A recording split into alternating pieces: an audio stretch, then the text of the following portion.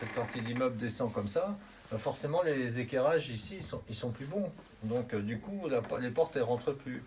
Donc là ils sont obligés de les raboter régulièrement pour permettre qu'elles s'ouvrent, hein, tout simplement. Oui, c'est ça. Hein.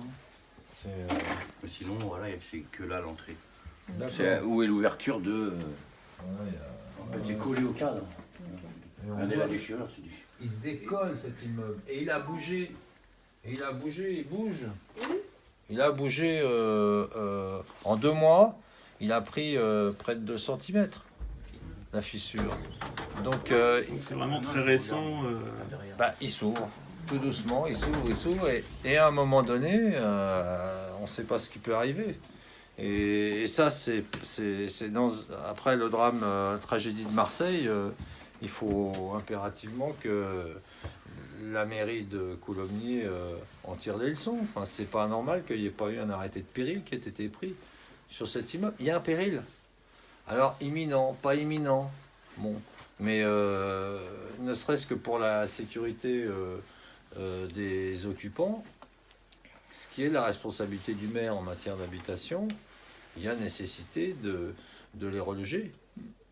Et ensuite, puisque la municipalité crée un permis de louer, met en place un permis de louer, eh bien, de vérifier que l'immeuble est stabilisé avant que les bailleurs ne puissent relouer. Ouais.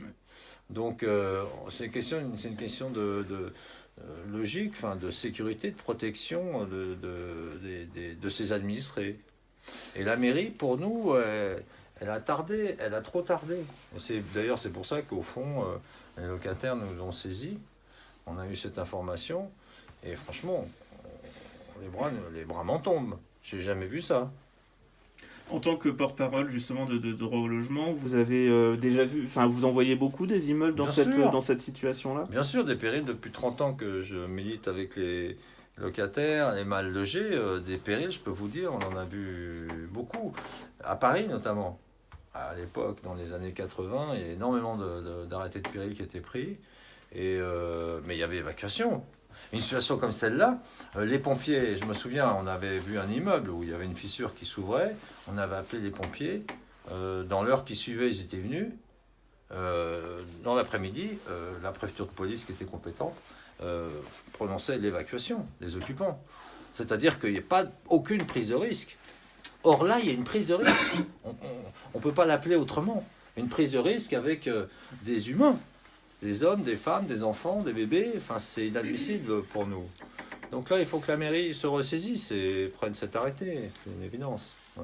Là, à l'instant T, l'arrêté n'a pas encore été établi. Non, et donc c'est pour ça qu'on va aller voir la mairie, maintenant.